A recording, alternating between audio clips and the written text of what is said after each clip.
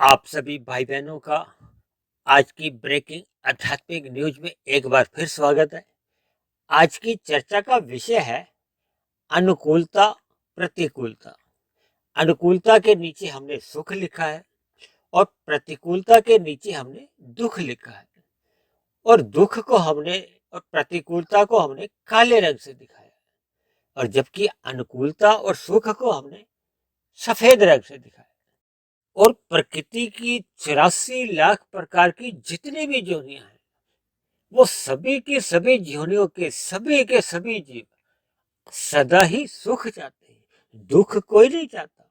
देखिए, एक मनुष्य ही नहीं, चाहे पशु हो, पक्षी हो, कीट पतंगा हो, कोई भी दुख नहीं चाहता, क्योंकि दुख चाहना आत्मा का स्वभाव ही नहीं। आत्मा का स्वभाव है सदा ही सुख की ओर प्रवृत्त होना, सुख की ओर ही वो आकर्षित होती है और दुख से सदा ही निवृत्ति चाहती है, छुटकारा चाहती, भागना चाहती। ये तो आत्मा का स्वभाव है। लेकिन इन 84 लाख प्रकार की जोनियों में नीचे की 80 लाख प्रकार की जोनियां, वो तो देखिए भोग जोनियां हैं। हालांकि मनुष्य से ऊपर की जोनियां भी भोग जोनियां कहेगी, लेकिन उनमें अंतर है। ऊपर की जोनियों में तो देखिए अनुकूल परिस्थितियां होती हैं, विशेष प्रकार के सुख भोगे जाते हैं, जबकि नीचे की जो 80 लाख प्रकार की जोनियां हैं, वहां तो देखिए प्रतिकूल परिस्थितियां ही होती हैं, क्योंकि वो दंड रूप की जोनियां हैं।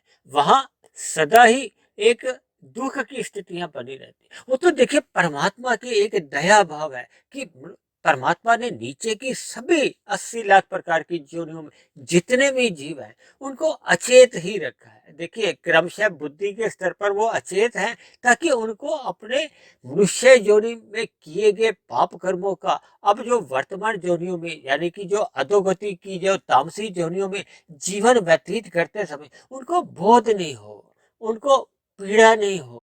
लेकिन मनुष्य योनि में आपके हमारे जीवन में जितनी भी अनुकूल परिस्थितियां आती हैं या प्रतिकूल परिस्थितियां आती हैं, यानी आपके हमारे जीवन में अनुकूल परिस्थितियों के रूप में जो सुख आते हैं, उनको हम भोग भी सकते हैं और उनको हम छोड़ भी सकते हैं, त्याग भी कर सकते हैं। और इसी तरह देखिए, आपके हमारे जीवन में जो प्रतिकूल परिस्थितियां आती हैं, यानी कि दुख आते हैं, हम उनका भी त्याग कर सकते हैं, उनको भी छोड़ सकते हैं।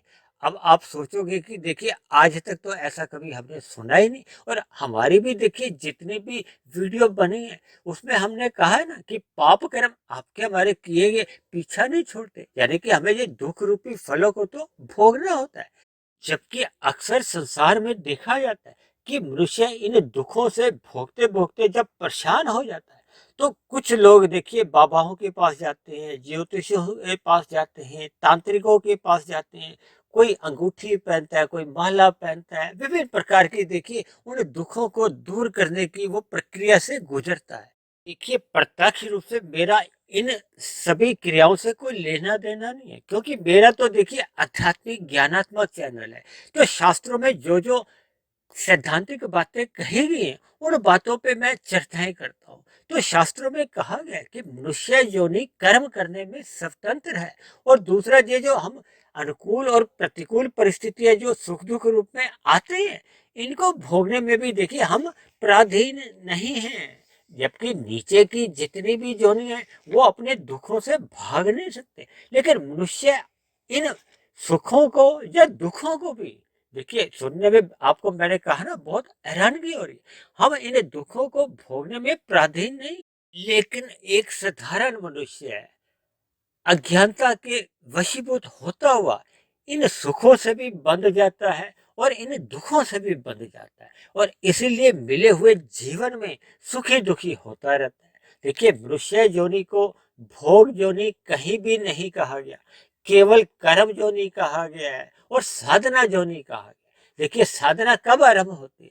जब हम जीवन में सत्संग करते हैं। सत्संग करते रहने से फिर आपके हमारे भीतर में एक विवेक शक्ति जागती है। विवेक शक्ति तभी जागती है जब आपकी हमारी बुद्धि एक सात्विक स्थिति में रहती है।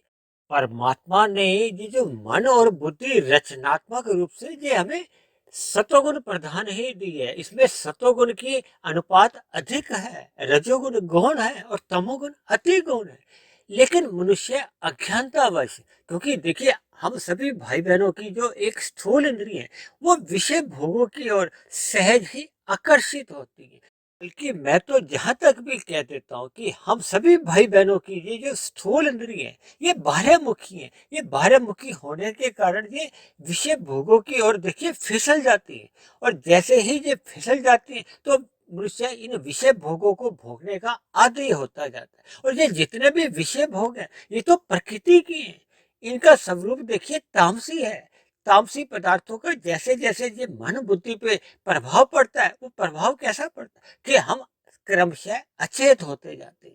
जैसे जैसे हम इन विषय भोगों को भोगते जाते हैं तो आपका हमारा जो मन बुद्धि का जो ज्ञान है वो ढकने लगता है। ढकने के साथ ही वो आपकी हमारी जो बुद्धि है सात्विक, वो फिर राजसी बन जाती है।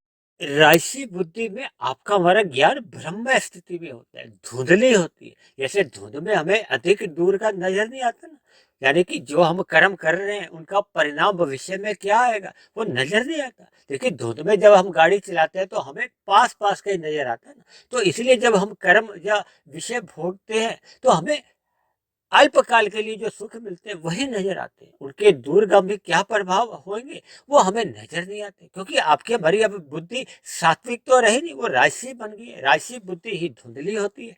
और कभी कभी तो जब हम इन विषय भोगों को भोगने के इतने आदी हो जाते हैं, या दूसरे शब्दों में आप यूं भी कहो कि जब हम इन विषय भोगों को भोगने के लिए पाप कर्म करते हैं, अन्य जीवों के साथ छल कपट ठगी हेरा फेरी चतुराइयां करते हैं, तो फिर आपकी हमारी बुद्धि तामसी बन जाती है। देखिए हेरा फेरी करने के लिए भी बुद्धि तो वहां भी चाहिए होती है, बल्कि वहां तो विशेष प्रकार की बुद्धि चाहिए होती है, क्योंकि समाज का डर होता है, कानून का डर होता है, पकड़े जाने का डर बना रहता है। यानी ऐसी स्थिति में आपकी हमारी अब बुद्धि राजसी से भी तामसी बन जाती है।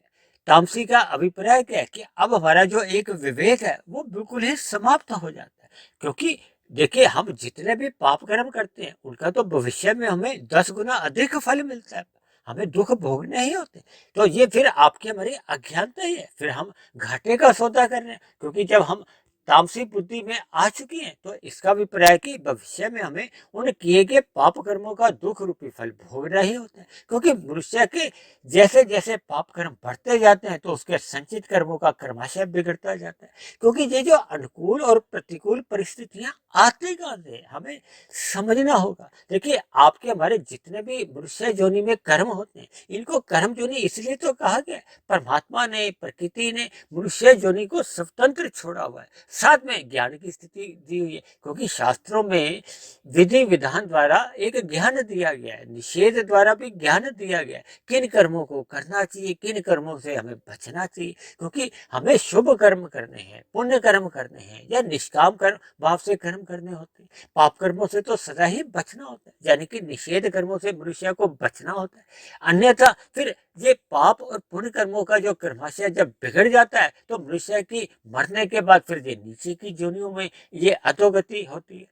क्योंकि संचित कर्मों में जब वो हमारे किए गए पाप और पुण्य कर्म पक जाते हैं, यानी कि फल देने को उन्मुख हो जाते हैं, उसी को ही देखिए प्रारब्ध कहा जाता है।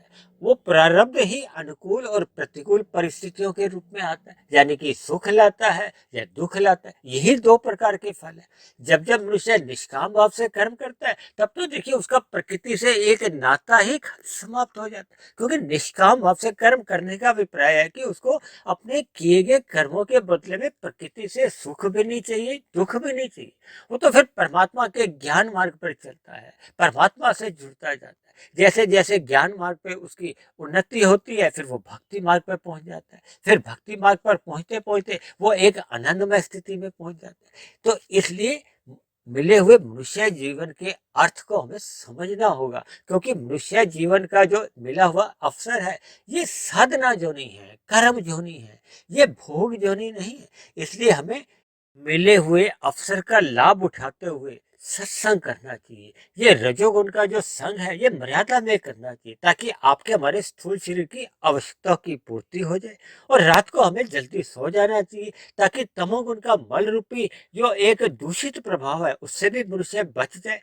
और सुबह जल्दी उठकर यानी कि ब्रह्म मुहूर्त का संग करना चाहिए। और ब्रह्म मुहूर्त में ही इन बनी हुई वीडियो को या ग्रंथों को हमें पढ़ना होगा, ताकि आपकी हमारी जो मन बुद्धि की जो एक मूल स्थिति है उस स्थिति में हमें लौटना होगा, अपने विवेक शक्ति को दिखाना होगा। तभी हम परमात्मा से क्रमशः एक जुड़ते जाएंगे और क्रमशः आनंद की प्राप्ति होती जाएगी। ऐसी सभी शुभ स्थितियां हम सभी भाई बहनों के जीवन में भी बने। इन्हीं शुभ कामनाओं के साथ आज की चर्चा विशेष को अब हम यही विश्राम देते हैं। यदि बनी हुई वीडियो आपको अच्छी लगी हो तो मेरी आप सभी भाई बहनों से विनती है कि इस वीडियो को आप अन्य भाई बहनों में भी शेयर करें। और यदि मेरी कही गई बातों पर आपको किसी प्रकार की कोई शिकायत हो, आपत्ति हो, तो आप नीचे दिए गए कमेंट्स बॉक्स पर जाकर आप अपनी शिकायत लिख सकते हो। तो इन्हीं शब्दों के साथ चर्चा को यही विश्राम देते हैं। कल फिर मिलते हैं एक नए विषय को लेकर, एक नए संदेश के साथ। तब तक आप सभी भाई बहनों का बहुत बहुत धन्यवाद।